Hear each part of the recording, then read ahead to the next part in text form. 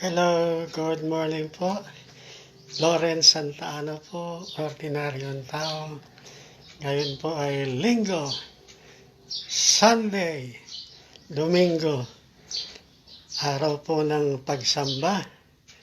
Dahil po ang Diyos, binigyan na tayo ng 7 araw.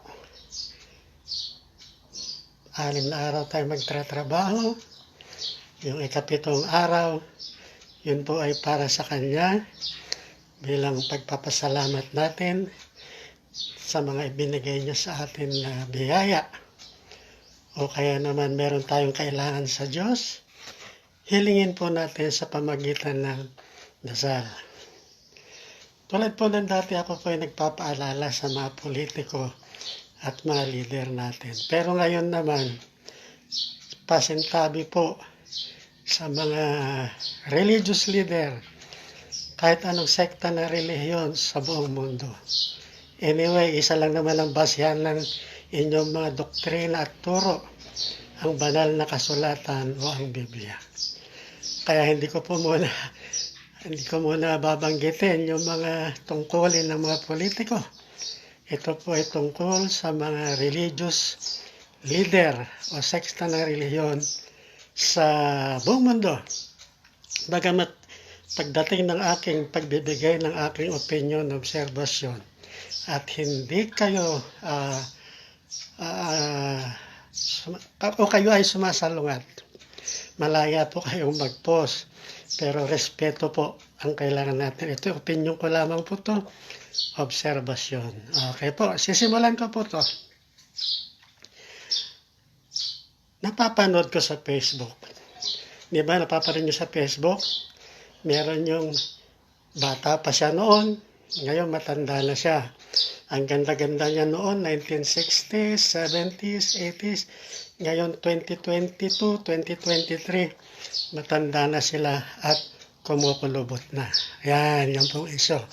Kaya ang tanong ko po, pag nakikita ko halimbawa si Clint Eastwood, noong 1960s, yung Django na pelikula niya, ang bilis niyang bumunot ng baril, ang bilis niyang sumakay sa kabayo, kahit 10 yung kanyang kalaban, namamatay sa pagitan ng kabilis niya bumaril. Gwapong-gwapo siya noon, matangkad, matikas. Pero tingnan mo ngayon, 2023, 93 years old na siya. Kaya naisip ko, ano ba ang purpose ng Diyos? Bakit nilalang niya ang tao? Siyempre, una, nilalang ng Diyos ang mundo, ang lupa, katubigan sa dagat, punong kahoy, kabundukan, at lahat ng uri ng hayop, gumagapang, lumilipad, lumalangoy, nilalang ng Diyos. Tsaka niya nilalang si Adan, sumunod si Eva. Ayan, balik ko yung tanong ko. Ano ba ang layunin ng Diyos? Bakit niya nilalang ang tao? Nilalang ba niya ang tao na papanganak? Magbibinatilyo o adolescent stage? Magbibinata? Magdadalaga? Mag-asawa? Tatanda at mamamatay? Yan po ba ang layunin ng Diyos? Kaya niya nilalang ang tao? O, di po ba? Tulad nung sabi ko, matikas si Clint Eastwood. O, ang galing niyang bumaril, ang galing sumakay sa kabayo. Pero ngayon, 2023, kung napapanood niyo po siya, nakikita niyo siya sa Facebook, kahirap isipin po, niya siya yung dating iniidolo natin si Clint Eastwood, nung usong-uso pa ang cowboy, si Django. A few dollars more. Yan ang sikat niya nun eh. Diba? Meron pa yung kasabi niya, because you are my friend, I will kill you for nothing. Kasi siya hard killer. Pag pumapatay si Clint Eastwood nun ng mga bandido, may reward. Ngayon, kapag yung wanted, dahil sa kaibigan niya, papatayin niya kahit walang reward. Kaya sabi niya, because you are my friend, I will kill you for nothing. Yan po yung sikat-sikat na salita ni Clint Eastwood. Tapos nung medyo nag-advance na 1990s, Dirty Harry. Naging si Dirty Harry. Naging si Dirty Harry na si Clint Eastwood. Pero lahat ng panahon na yon during his limelight, lumipas. Kaya ngayon, 93 years old na siya. Kaya bakit ba? Bakit ganun? Yung ba ang purpose ng Diyos? Kaya tayo nilalang ng Diyos. Diba? Ay nagsasabi nun. Sa Eva at Adan nun nilalang ng Diyos sa mundo. Lahat perfect. Perfecto lahat. Si Adan perfecto. Si Eva perfecto. Pero ang tanong, di ba kung perfecto ka, hindi ka pwedeng magkasala? Hindi ka pwedeng magsinungaling? Di ba? Noon nasa langit pa, wala pa ang mundo. Sa langit, sa kaharian ng Diyos, ang langit. Nandun ang mga anghel. Nandun si Lucifer, Arkanghel. Lahat perfecto. Hindi mo maisip na may magkakamali. Pero ano nangyari? Despite na ang namumuno ay ang Diyos na makapangyarihan sa lahat, meron pa ring lumitaw na rebelde, si Lucifer, Arkanghel, isang tinatawag ngayon na si Satanas na Diablo. Isipin po natin, bakit po gano'n? Perfecto lahat sa kalangitan. Perfecto. At ang naghahari ay ang Diyos. Pero bakit may nagrebelde? May nagsasabi na kaya nagrebelde si Satanas na Diablo kasi naiinggit siya sa Diyos. Gusto niyang siya ang maghari. Tulad ng nangyayari ngayon. Si Bongbong ang nakaupo. Meron gustong pumalit sa kanya. May gustong magrebelde. At yun ang gustong maghari. Kaya nila ginugulo ang gobyerno ngayon. Ganun po yun noon. Panahon ng nung wala pa ang mundo sa langit. Kaya yung inggit, hindi po natatapos yan. Kahit sa kalangitan po noon, meron ng inggit. May inggitero na noon. Gusto niya ikudita yung Diyos. Tulad nung nangyayari ngayon sa Pilipinas. Gusto nilang patalsikin si Bongbong Marcos. Kaya makasabi nga history repeat itself. Ganun kaya. Kaya, gan po, ulitin ko, balik natin. Ano ba purpose ng Diyos? Bakit niya nilalang ang tao? Sisilang, magbibinatilyo, yung adolescent stage na sabi. Magbibinata, dadalaga, mag-asawa, tatanda, mamamatay.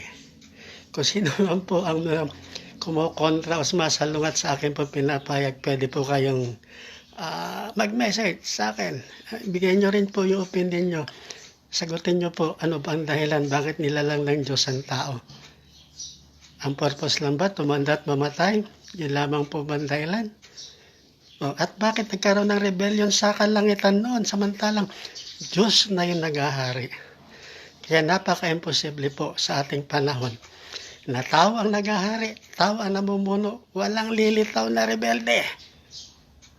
Yan po. Yan po ang katotohanan. Kung expound po natin ating kaisipan. Yung iba hindi na nila naisip to Basta dasal lang sa Diyos. Pasalamat po sa binibigyan yung biyaya. Salamat po sa sana po kami ay kabayan ninyo. Yun po. Kaya yun po, nakikita ko lang sa Facebook. Nakikita ko ang gaganda ng mga babae. Yung James Bond na babae dati, na leading-lady siya, si Ursula Andres. Dami ang gaganda. Ava Gardner, Vivian Leigh. Ang gaganda nila noon. Sophia Loren. Ang gaganda niya, pero makikita mo, matanda, kulubot na. Parang kahirap paniwalaan na ganun ang purpose ng Diyos. Ang gaganda nila noon, parang anghel sa ganda. Pero paglipas ng panahon, kulubot. And in the end, babalik sila sa lupa kung saan sila manggaling. Ulitin ko po, sino man pong nanonood nito na leader ng kahit anong sekta, pwede po kayong sumagot. Yun po ang ibig ko sabihin. Kaya para sa akin ngayon, dapat nga sabi, yung hindi kayang arukin ng utak mo, hindi kayang abutin ng utak mo, huwag mo nang isipin, sabi nila. Pero sabi nga ng Diyos, nung nilalang ko ang tao, binigay ko na lahat ang talino, bahala kayong mag-explore Diba? Bahala kayong maghanap. Kaya tinan mo, dahil sa talino ng tao na binigay ng Diyos, naipatayo yung Pyramid of Egypt, naipatayo yung mga malalaking edipisyo sa Egypt noon, sa Roman Empire. Sa ngayon, paano natin advance tayo? Sino mag-aakala na meron tayong cellphone na walang wire connection, na tulad ng ginagawa ko, napapanood nyo ako? Dahil sa talinong binigay ng Diyos. Kasi nung nilalang ng Diyos ang tao, ibinigay niya na lahat ng talino. Bahala na tayong mag-explore o magsaliksik. Sino mag-akala na ang tao makakarating sa buwan, makakarating sa Mars, makakalikha ng dambuhalang bakal na sa ilalim ng dagat naglalakbay, supersonic airplane, super fighter jet, lumilipad. Lahat yan galing sa Diyos. Dahil sa bigay na talino ng Diyos sa tao. Nung nilalang ng Diyos, Eva at Adan, ibinigay niya na lahat. Ibinigay niya na sa utak ni Eva at ni Adan. Okay yan po. Ngayon, ang tanong natin ngayon, let's say namatay na ang tao. Yan, siyempre, tulad ni Clint Eastwood, 1093 na, sooner or later, mamatay na yon. Hanggang doon lang ba? Pagkatapos ng kamatayan, hanggang doon na lang ba ang purpose ng Diyos? Di po ba? Ako po, hindi ako well-versed sa Bible, pero minsan nababasa ko rin na sabi, lahat ng naglilingkod sa Panginoon, yung mga namatay, darating ang panahon, nasa isang sigaw ng anghel, sila ay mabubuhay at sila ay hahatulan ng naayon sa kanilang mga ginawa. Yun po ang last. At kapag nabuhay po yung mga yon, pero bago po pala yan, darating yung Armageddon. Nasa Bible po yun, Armageddon. Ibig sabihin, lilipulin ni Kristo, ni Yesu Kristo, lahat na masasama. Kaya yung mga armas ng Russia, armas ng Ukraine, armas ng China, armas ng Amerika, armas ng Iran, wala pong kwenta lahat yan pag dumating po yung Armageddon na sinasabi sa Bible. At pagkatapos sa Armageddon, bubuhayin ni Yesu Kristo ang lahat ng namatay at sila'y hahatulan ng naayon sa kanilang ginawa. So, ano po ang gagawin natin? Para po tayo, yung mga mahal natin sa buhay, mapabilang sa mga bumuhayin. At kung tayo naman ay mamatay, paano tayo mabubuhay? Paano paraan?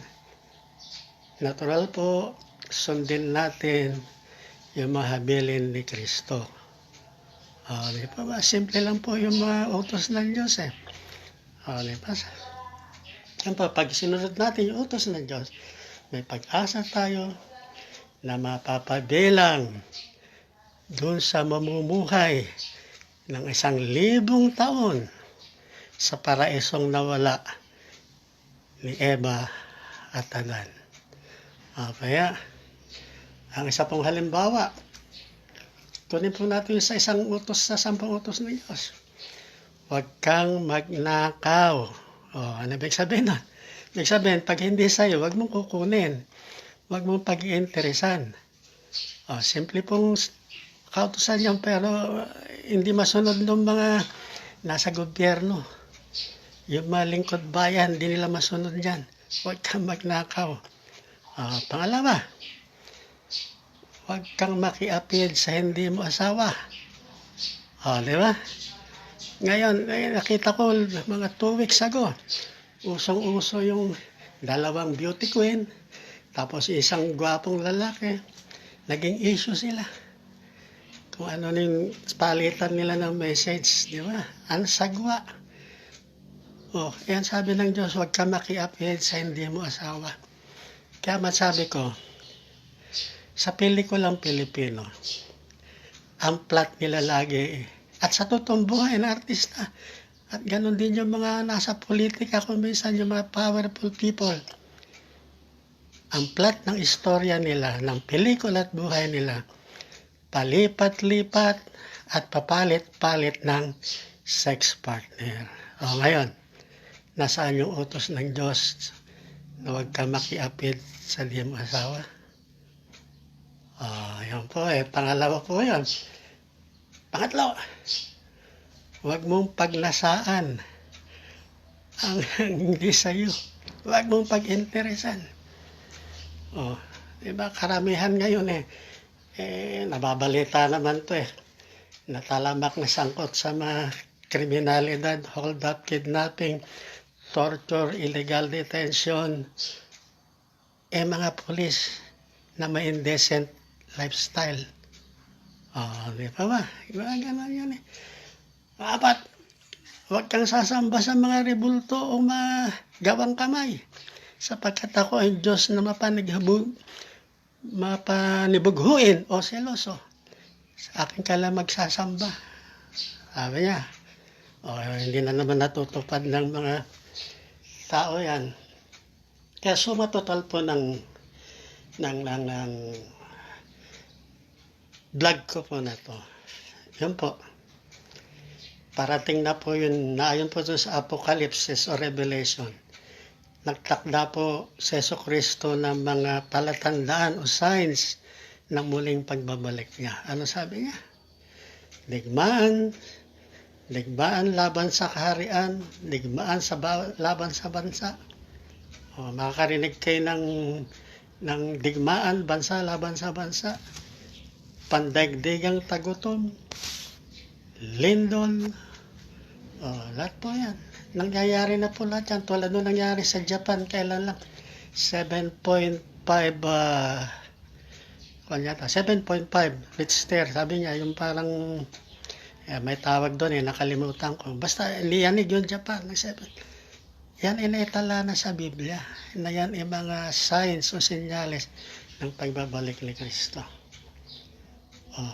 Ngayon, anong gagawin natin para maligtas tayo sa pagdating ng Armageddon?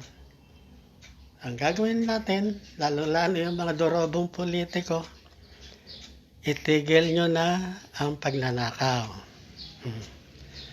Para doon sa mga babaerong politiko at lalakerong politiko,